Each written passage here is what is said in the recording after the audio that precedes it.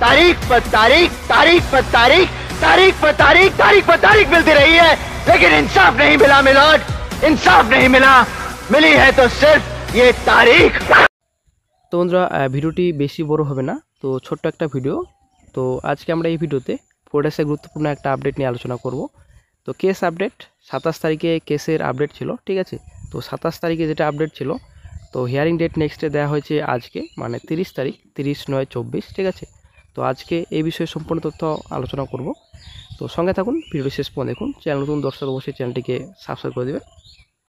আপনারা অনেকে দেখতে পাচ্ছেন আমরা বর্তমানে ক্যালকাটা হাইকোর্ট অফিসিয়াল সাইটে রয়েছে। Case number, file number, registration date সম্পূর্ণ ডিটেলস সেখানে দেওয়া রয়েছে। ফার্স্ট হিয়ারিং ডেট ছিল আপনাদের 18 April, next hearing date 30 September, মানে আজকে।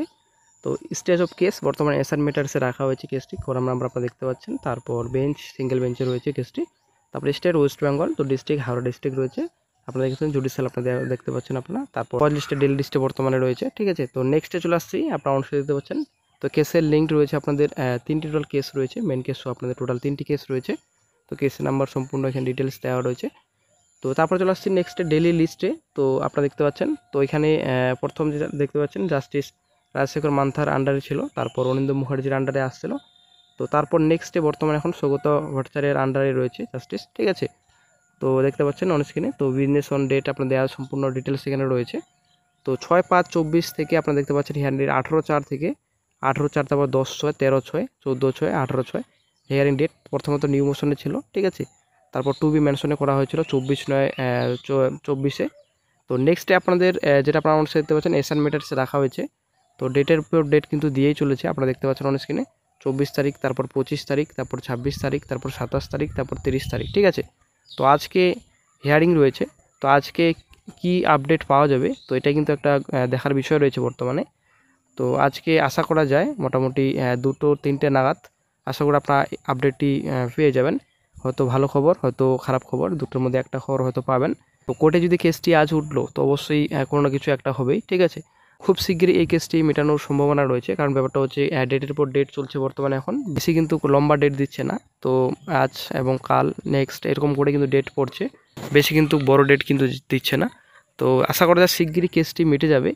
এক না হয় রি এক্সাম হবে, এক না হয় রেজাল্ট প্রকাশিত হবে। তো আশা করা যায় যেটা রি এক্সামের সম্ভাবনা অনেকটাই কম, কিন্তু ব্যাপারটা হচ্ছে দুর্নীতি কিন্তু প্রচুর হয়েছে। তো শিকার কিন্তু সবাই বর্তমানে আশা করেছেন। সিআইডি তদন্ত বর্তমানে এখন চলছে। তো সিআইডি তদন্তে কিন্তু অনেক কিছু স্পষ্ট হয়ে গেছে। তো কেস কিন্তু অনেকটাই গুরুত্বপূর্ণ রয়েছে বর্তমানে।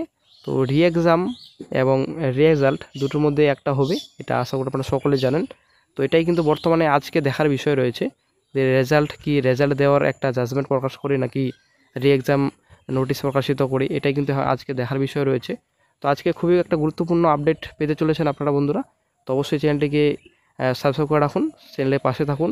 নেক্সটে ভালো ভালো চাকরির খবর আপডেট পাওয়ার জন্য, কেস রিলেটেড যে কোনো আপডেট পাওয়ার জন্য অবশ্যই আপনারা চ্যানেলটিকে সাবস্ক্রাইব করে রাখুন। যারা রি এক্সামের জন্য ভাবছিলেন, তো আশা করি এখন আপনারাও ভাবছেন যে রেজাল্টটি প্রকাশিত করুক, বা একটা যে কোনো একটা জাজমেন্ট প্রকাশ করুক বিচারক, ঠিক আছে। এটা কিন্তু বর্তমানে সবাই চায়, কারণ যা কেসের অবস্থা বর্তমানে, ডেলি আপডেট পাওয়া যাচ্ছে, ডেলি একটা রুটিন ডেট দেওয়া হচ্ছে। এটা কিন্তু আসলে একটা ভালো লাগছে না, নিজেকে কেমন লাগছে, একটা কেসের চক্করে গেলেই যেন একটা কেমন জানি হয়ে যাচ্ছে। তো ডেলি কজ লিস্ট রয়েছে, ডেলি ডেট দিচ্ছে, এটা একটা আসলে বোরিং লাগছে নিজেকে। ব্যাপারটা হচ্ছে যে কোনো একটা জাজমেন্ট আসলেই যথেষ্ট, কারণ ব্যাপারটা হচ্ছে কেসটি মিটলেই যথেষ্ট। এরকমভাবে রিক্রুটমেন্ট প্রসেসগুলো টোটালি একদম ডিলে হয়ে যাচ্ছে। রিক্রুটমেন্ট প্রসেস এই ফুড এসারের কথা বলুন, 2018টা টোটালি বর্তমানে জয়নিং প্রায় শেষ হলো, ঠিক আছে। কিছু হওয়ার পর জয়নিং করলো, কারণ ব্যাপারটা 2018 প্রচুর কেস ছিল। তো কেসের পর কেসের আপডেট দিতে দিতে তো বর্তমানে এখন জাজমেন্ট প্রায় পজিটিভে বেরিয়েছে পিএসসির তরফ থেকে, ঠিক আছে। তো এসব কিন্তু কোর্ট ক্যাচারি করে কিন্তু কোনো কিছু লাভ হচ্ছে না, কারণ ব্যাপারটা হচ্ছে সম্পূর্ণ কিন্তু পিএসসির তরফেই যাচ্ছে। ঘোটালা তো হয়েছে ফুড এসআই, এটা কিন্তু আমরা সবাই মানছি, এবং পিএসসিকেও মানতে হবে, কারণ ব্যাপারটা হচ্ছে ঘোটালা হয়েছে, দুর্নীতি হয়েছে, অনেকটা হয়েছে। এর আগেও 2018 সালে ফুড এসআই প্রচুর দুর্নীতি হয়েছে, এবং এই যেটা রিসেন্ট যেটা হয়েছে পরীক্ষা হলো, তো এটা কিন্তু প্রচুর দুর্নীতি হয়েছে, ঠিক আছে। এটা কিন্তু সবাই মানছে, কিন্তু ব্যাপারটা হচ্ছে একটা জাজমেন্ট প্রকাশ করতে পারছে না বিচারক, কি জানি।